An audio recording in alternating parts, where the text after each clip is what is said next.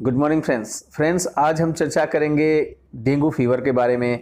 मैं आपको बताऊंगा डेंगू फीवर क्या होता है, इसके क्या लक्षण होते हैं, क्या ये जानलेवा भी हो सकता है और किस कंडीशन में जानलेवा होता है, वो क्या लक्षण देता है। वीडियो के लास्ट में मैं आपको ये बताऊंगा कि इस समस्या से हम छुटकारा कैसे पा सकते हैं, डेंगू हुआ है तो हम बगैर कॉम्प्लिकेशन के कैसे ठीक हो सकते हैं, और मैं आपको एक ऐसी भी दवा बताऊंगा जो प्लेटलेट्स को बढ़ाने की क्षमता रखती है। उसे कैसे लिया जाए, क्या उसकी पोटेंसी ली जाए, कितनी बार उसका रिपीटेशन किया जाए, इन सारी बातों पे मैं आपसे चर्चा करूंगा दोस्तों। तो सबसे पहले डेंगू फीवर को जानते हैं।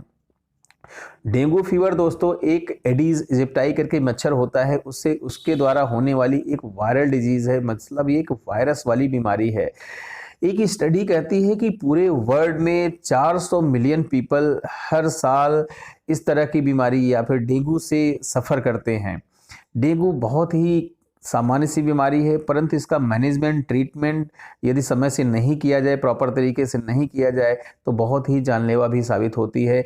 आपने भी देखा होगा तमाम बड़ी बड़ी हस्तियां तक इस बीमारी से जा चुकी हैं दोस्तों, या फिर उनकी मौत हो गई है। डेंगू की जांच के लिए बहुत ही आसान सा होता है। आजकल तो हर हेल्थ या पीएचसी सीएचसी पे प्राथमिक स्वास्थ्य केंद्र पे डेंगू की जांचें फ्री होती हैं, जिसमें NS1 की जांच होती है, डेंगू NS1 की जांच होती है, डेंगू IgM और IgG ये जांचें जो हैं करा के आप कंफर्म कर सकते हैं। डेंगू में प्लेटलेट्स कम होती है दोस्तों, तो हम CBC करा के भी ये चेक करते हैं कि प्लेटलेट्स का उसका कैसा चल रहा है। यदि प्लेटलेट्स नीचे की तरफ जाने लगती हैं तो बार बार प्लेटलेट्स को चेक कराया जाता है। अगर लक्षणों की बात करें कि कैसे पता करें कि आपको जो फीवर आ रहा है डेंगू ही है या फिर दूसरा कोई है, तो डेंगू के फीवर में दोस्तों बहुत तेजी का बुखार आता है, हाई ग्रेड का फीवर आता है, इसमें 103 104 तक का फीवर आता है। पेशेंट बिल्कुल कभी कभी ये ठंडी लग के भी आता है या फिर मोस्टली ठंडी लग के आता है। बहुत तेज का सर दर्द होगा, आंखों में दर्द होगा, आंखों में पीछे की तरफ दर्द होता है। मरीज की भूख कम हो जाती है, भूख कम हो जाएगी, उल्टी जैसा लगेगा, कई बार वॉमिटिंग भी होती है दोस्तों। इसमें शरीर पे चकत्ते से पड़ने लगते हैं, छोटे छोटे रैसेस होने लगते हैं। ऐसे पेशेंट को बहुत ज़्यादा वीकनेस लगती है, बहुत कमजोरी लगती है। ऐसे पेशेंट के बहुत मसल्स में बहुत पेन होता है, मांसपेशियों में बहुत पेन होता है। ऐसे पेशेंट के जोड़ों में दर्द होता है, जितने बड़े जॉइंट हैं उनमें बहुत पेन होता है। पेशेंट का उठना बैठना और चलना तक मुश्किल होने लगता है।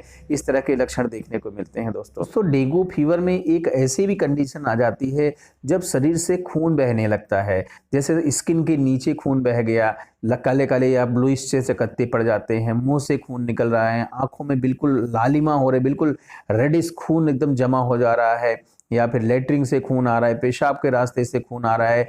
यदि कुछ ऐसा हो रहा है तो ये डेंगू हेमरेजिक फीवर कहलाता है। ये बहुत ही खतरनाक कंडीशन होने लगती है दोस्तों।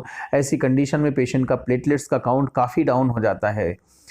एक ऐसी अवस्था जब मरीज का ब्लड प्रेशर कम होने लगे, पेशेंट अपना सेंसोरियम कम करने लगे, पेशेंट को बहुत ज़्यादा सी कमजोरी आने लगे, तो ये और पेशेंट शॉक में जाने लगे, तो ये डेंगू शॉक सिंड्रोम कहलाता है।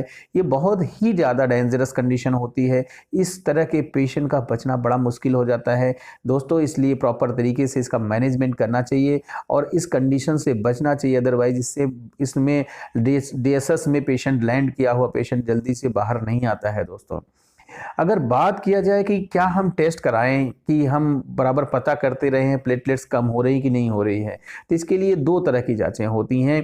पहला ये होता है कि हम पूरा CBC करा के हम उसमें से मेनली प्लेटलेट्स देख सकते हैं, परंतु अगर उसमें प्लेटलेट्स देख सकते हैं, उसमें हीमोग्लोबिन भी हमारा आ जाता है, PCV भी आ जाता है, जो ये बताता है कि हमारे बॉडी में फ्लूइड का लेवल कैसा है, क्योंकि इसमें इस फीवर में फ्लूइड का मैनेजमेंट बहुत ही इंपॉर्टेंट होता है दोस्तों। दूसरा ये होता है कि हम सिर्फ प्लेटलेट्स करा के अब उसको रूटीन में देखते रहें कि प्लेटलेट्स कितनी कम हो रही हैं या कैसी हो रही हैं। अगर प्लेटलेट्स काउंट ज़्यादा कम हो रहे हैं तो आपको हॉस्पिटल जाने की ज़रूरत पड़ सकती है, हॉस्पिटलाइज होना पड़ सकता है। आपको प्लेटलेट्स, चाहे वो सिंगल डोनर हो चाहे रैंडम डोनर हो, दो तरह की प्लेटलेट्स होती हैं, उसे चढ़ाने की ज़रूरत पड़ सकती है। अगर हम कहें कि इसे मैनेजमेंट कैसे करें, इसे मैनेज करें या हम घर पे क्या करें, यदि हमें डेंगू हुआ है तो हम घर पे क्या करें, तो सबसे पहले ये करना चाहिए कि डेंगू हमें जैसे भी डिटेक्ट हो रहा है तो हम कंप्लीटली बिस्तर पे आ जाएं, कंप्लीटली बेड रेस्ट करें। बिल्कुल नहीं ऐसा होना चाहिए कि मुझे अच्छा लग रहा है मैं अपने ऑफिस चला जाऊं, अपने वर्क प्लेस पे चला जाऊं, बिल्कुल नहीं दोस्तों। कंप्लीट बेड रेस्ट करिए, सिर्फ वॉशरूम जाने के लिए बिस्तर से उठिए, अदरवाइज बिस्तर से नहीं उठना है जब तक कि आपका फीवर बिल्कुल से खत्म नहीं हो जाता। दूसरा ये कि अपनी बॉडी को खूब हाइड्रेट करके रखिए, खूब ढेर सारा पानी पीजिए, खूब जूस पीजिए, खूब दूध पीजिए, इस तरह और शिकंजी, नींबू चीनी पानी पीजिए, खूब भी पीजिए, जैसा भी हो बॉडी को खूब हाइड्रेट करके रखना है, खूब फ्लूइड का इंटेक करना है। स्टडीज़ कहती हैं कि नारियल पानी पीने से भी ऐसे पेशेंट को आराम मिलता है। नारियल पानी पीने से प्लेटलेट्स भी बढ़ती हैं। कीवी फ्रूट्स भी आप खा सकती हैं। सब चीज़ें बहुत लोग जानते हैं। आपका ये गिलोई हुई, इस तरह की चीज़ों को आप खा सकते हैं। अगर हम दवाइयों की बात करें या होम्योपैथिक दवाइयाँ की बात करें तो दोस्तों इसमें सबसे पहली मेडिसिन का नाम आता है इप्टोरियम पर्फ। इप्टोरियम पर्फ दोस्तों बहुत अच्छी मेडिसिन है। इसको 200 पोटेंसी में लेना है और 4-4 बूंदें सुबह, दोपहर, शाम, रात 4 बार यूज़ करिए। इस दवा में इतना पावर होता है कि ये प्लेटलेट्स काउंट को भी इंक्रीज़ कर सकती हैं। बहुत बार इसके बहुत अच्छे रिजल्ट देखे गए हैं दोस्तों। किसी भी पेशेंट को यदि डेंगू हुआ है तो उसको आप जो भी ट्रीटमेंट दे रहे हैं वो तो आप देते रहिए, उसको नहीं बंद करना है। यदि आप हॉस्पिटल में हैं, नहीं भी हॉस्पिटल में, जो भी है वो चलते रहना चाहिए। अपने डॉक्टर के कंसल्ट में रहिए। साथ ही साथ उसको ब्रायोनिया 30 मेडिसिन दीजिए, आर्सेनिक 30 मेडिसिन दीजिए। इन दोनों मेडिसिन की 4-4 बूंदें हर 4 घंटे पे इसे रिपीट करिए। आप बहुत अच्छा रिजल्ट पाएंगे दोस्तों। लास्ट में चिरायता मेडिसिन होती है। चिरायता का मदर टिंचर आप लीजिए। इस मेडिसिन की 15 बूंदें सुबह, दोपहर, शाम और रात 4 बार देना है। थोड़े से गुनगुने पानी में दीजिए। 1/4 कप ऑफ वार्म वाटर दीजिए। आप देखेंगे कि अच्छा रिजल्ट मिलेगा। चिरायता दोस्तों उस कंडीशन में नहीं देना है क्योंकि चिरायता का टेस्ट बिल्कुल भी अच्छा नहीं होता। इसलिए यदि पेशेंट को नाउजिया हो रहा है, वोमिटिंग हो रहा है या पेशेंट उस दवा को नहीं पी पा रहा है तो चिरायता मत दीजिए, बाकी दवाइयाँ दीजिए दोस्तों। आप देखेंगे कि आपको बहुत अच्छा रिजल्ट मिलेगा। आपका पेशेंट अच्छा हो जाएगा, कभी भी किसी मुश्किल में नहीं पड़ेगा दोस्तों। Thank you, thanks for watching.